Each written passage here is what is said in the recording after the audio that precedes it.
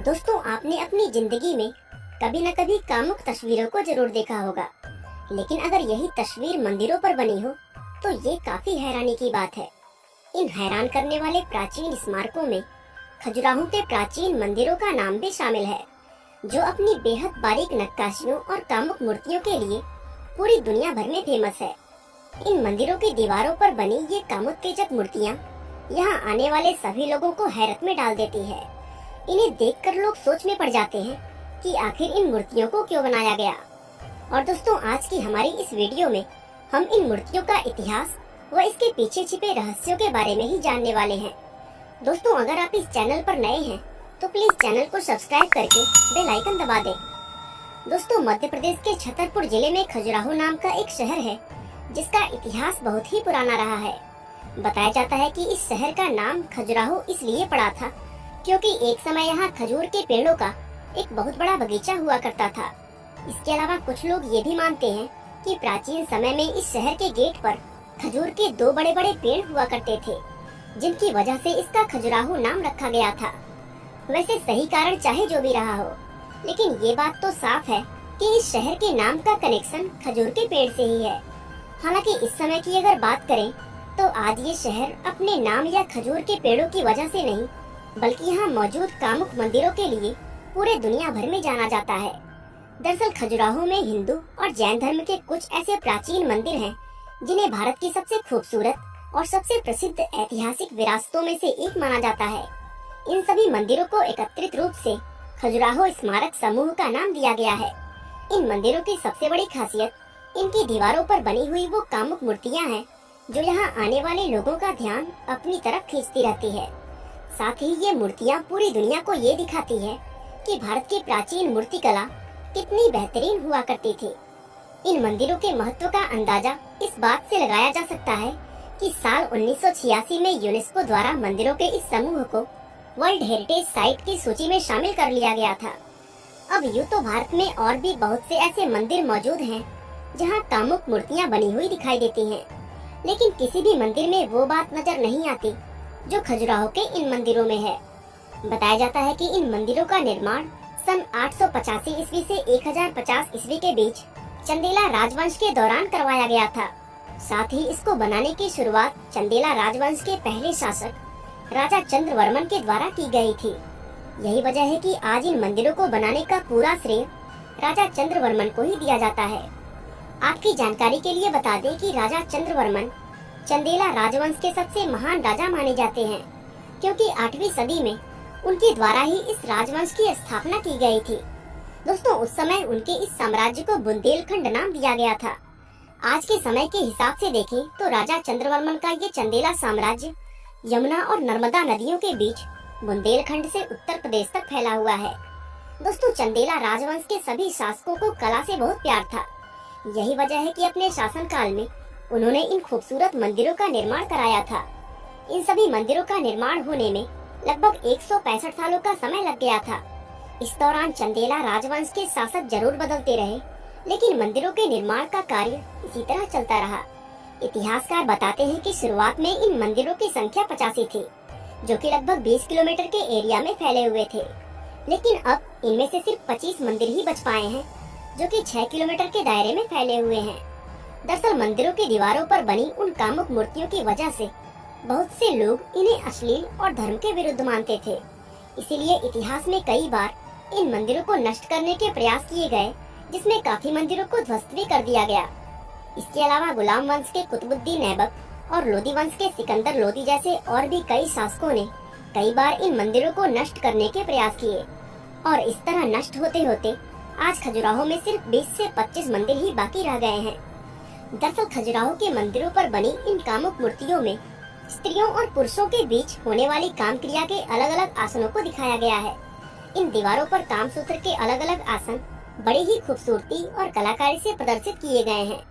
वैसे अगर आप सोचते हैं कि इन दीवारों पर सिर्फ ये कामुक मूर्तियां ही बनाई गई हैं, तो आप पूरी तरह गलत हैं, क्योंकि इन मंदिरों में कामुक मूर्तियों के अलावा बहुत सी ऐसी मूर्तियां भी हैं जो इंसानों की रोजमर्रा की जिंदगी को बड़ी ही सुंदरता से दर्शाती हैं। अब समाज की अगर बात करें तो मंदिर पर बनी ये कामुक मूर्तियाँ उन्हें काफी अजीब और अश्लील नजर आती है, और बहुत से लोग इन मूर्तियों के होने का कड़ा विरोध भी करते हैं। वैसे देखा जाए तो ऐसा होना स्वाभाविक भी है, क्योंकि हम इंसानों के बीच सेक्स हमेशा एक गुप्त क्रिया मानी जाती है। ऐसे में मंदिर जैसी पवित्र जगह पर खुले रूप से इस तरह की मूर्तियों का होना कोई आम बात नहीं है। अब ज्यादातर लोगों के मन में ये सवाल आता है कि आखिर इन मंदिरों की दीवारों पर इन मूर्तियों को क्यों बनाया गया, और अगर ये मूर्तियाँ समाज को कोई खास मैसेज देती हैं, तो वो मैसेज क्या है। दोस्तों, मंदिर पर इस तरह की मूर्तियाँ बनाने का मकसद क्या था, इसका एक सटीक जवाब किसी के पास नहीं है। हाँ, लेकिन दुनिया के कुछ अलग अलग विद्वानों के द्वारा इन मूर्तियों के बनाए जाने के पीछे अलग अलग कारण बताए जाते हैं। तो चलिए हम इन मूर्तियों के बनाए जाने के कुछ प्रसिद्ध कारणों के बारे में जानते हैं। पहला कारण, दोस्तों, खजुराहो के मंदिरों में इन कामुक मूर्तियों को बनाने का सबसे बड़ा कारण एक पौराणिक कथा से जुड़ा हुआ है। इस कथा में बताया गया है कि काशी के रहने वाले एक प्रसिद्ध ब्राह्मण राजपुरोहित हेमराज की बेटी हेमवती बहुत ज्यादा सुंदर हुआ करती थी। एक दिन शाम के समय हेमवती एक तालाब में स्नान कर रही थी कि तभी चंद्रमा यानी चंद्रदेव की नजर हेमवती पर पड़ गई। तालाब के पानी में भीगी हेमवती के सौंदर्य को देखकर चंद्रदेव उसी पर उन्हें अपना दिल दे बैठे। वह चाहकर भी खुद को रोक नहीं पाए और अपना रूप बदलकर तुरंत हेमवती के पास पहुंच गए। उन्होंने हेमवती को पाने के लिए उनका अपहरण कर लिया और उन्हें अपने साथ जंगल ले गए। जंगल में जाने के बाद हेमवती को भी उनसे प्यार हो गया और इस मिलन से हेमवती ने एक बेटे को जन्म दिया, जिसका नाम उन्होंने चंद्रवर्मन रखा। समाज के डर से हेमवती ने अपने बेटे का पालन पोषण जंगल में ही किया था। वह शुरुआत से ही अपने बेटे को एक महान शासक बनाना चाहती थी। चंद्रवर्मन ने बड़े होकर चंदेल वंश की नींव रखी और अपनी मां का सपना पूरा करते हुए वह एक महान राजा और वीर शासक बन गए। एक रात चंद्रवर्मन की मां हेमवती उनके सपने में आई और उन्होंने चंद्रवर्मन को ऐसे मंदिर बनाने को कहा जो समाज में ये संदेश पहुंचाए कि इंसान की जिंदगी में दूसरी अहम चीजों की तरह ही उसकी सेक्सुअल डिजायर भी जिंदगी का अहम हिस्सा होती है और अपनी यौन इच्छाओं को पूरा करना किसी भी तरह का कोई पाप नहीं होता। ये सपना देखने के बाद चंद्रवर्मन ने ये ठान लिया कि वे अपनी माँ की इस इच्छा को हर हाल में पूरा करेंगे और काफी सोच विचार के बाद उन्होंने इन मंदिरों के निर्माण के लिए खजुराहो नगर को चुना था। इसके लिए सबसे पहले उन्होंने खजुराहो को अपने साम्राज्य की राजधानी बनाया और फिर अपनी इस राजधानी में उन्होंने 85 वेदियों का एक विशाल यज्ञ करवाया। बाद में इन्हीं वेदियों की जगह पर ये 85 भव्य मंदिर बनवाए गए, जो अपनी खूबसूरती और कलाकृतियों के लिए आज भी दुनिया भर में फेमस है। और दोस्तों, इस पौराणिक कथा के अनुसार इस तरह ये मंदिर दुनिया के अंदर अस्तित्व में आए और इसलिए इन पर इस तरह की मूर्तियां बनाई गई हैं। दूसरा कारण, दोस्तों, बहुत से खोजकर्ता का कहना है कि ये मूर्तियां इसलिए बनाई गई थी ताकि यहाँ आने वाले लोग अपने मन से सभी तरह के भोग विलास को खत्म करके साफ मन से मंदिर के अंदर जाएं। दरअसल इन विद्वानों का ये कहना था कि इंसान अपनी विलासिताओं से तब तक छुटकारा नहीं पा सकता जब तक कि वह खुद उसका एक्सपीरियंस न कर ले, और लोगों को उनकी विलासिताओं का अनुभव कराने के लिए ही मंदिर की बाहरी दीवारों पर ये मूर्तियां बनाई गई थी। दोस्तों, इन मूर्तियों को इस तरह से बनाया गया है कि मंदिर में जाने वाले हर एक व्यक्ति की नजर इनके ऊपर जरूर पड़ती है और इस तरह इन मूर्तियों की वजह से लोग एक साफ मन को लेकर इन मंदिरों में प्रवेश करते हैं। तीसरा कारण, दोस्तों, इस तरह की मूर्तियां बनाने के पीछे एक तर्क ये भी दिया जाता है कि जिस जमाने में ये मंदिर बनाए गए थे उस समय बौद्ध धर्म बहुत तेजी से फैल रहा था और बौद्ध धर्म के प्रभाव में आकर उस समय के ज्यादातर युवा अपना घर बार और कामकाज को छोड़कर ब्रह्मचर्य और सन्यासी जीवन को अपनाने लगे थे।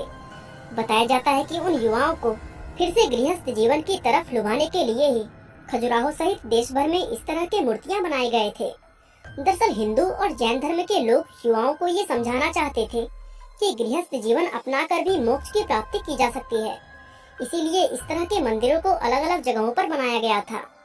चौथा कारण, इन मंदिरों पर ये मूर्तियां बनाने का एक कारण ये भी बताया जाता है कि चंदेल राजवंश के दौरान इस साम्राज्य में तांत्रिकों का एक समुदाय रहा करता था और इस समुदाय के लोग उस समय योग व भोग दोनों को ही मोक्ष प्राप्त करने का साधन मानते थे। वे लोग इस बात को समाज में पहुंचाना चाहते थे और इसीलिए उन्होंने इन मंदिरों पर इस तरह की मूर्तियों का निर्माण कराया था। दोस्तों, आपको ये जानकर काफी हैरानी होगी कि भारत के मशहूर आध्यात्मिक गुरु रजनीश ओशो ने इन मूर्तियों को स्पिरिचुअल वर्ल्ड की सबसे अच्छी धरोहर बताया है।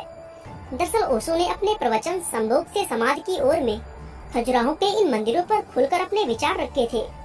उन्होंने कहा है कि खजुराहो में नग्न मैथुन की प्रतिमाओं को देखकर भी आपको ऐसा नहीं लगेगा कि उनमें कुछ गंदा है। आप ऐसा नहीं सोचेंगे कि बनाने वाले की सोच गंदी थी। यहाँ तो इन मैथुन प्रतिमाओं को देखकर शांति और पवित्रता का अनुभव होता है, जो बड़ी ही हैरानी की बात है। ओशो ने कहा था कि जो लोग अपनी वासनाओं पर काबू नहीं रख पाते, उन्हें इन मंदिरों को देखने के लिए जाना चाहिए, क्योंकि उनका ये मानना था कि मंदिरों की दीवारों पर बनी इन मूर्तियों को अगर कोई इंसान ध्यान लगाकर सिर्फ घंटे भर देख ले, तो इससे उसकी वासना हमेशा के लिए खत्म हो सकती है। वे इन मूर्तियों को मेडिटेशन का सबसे अच्छा ऑब्जेक्ट मानते थे।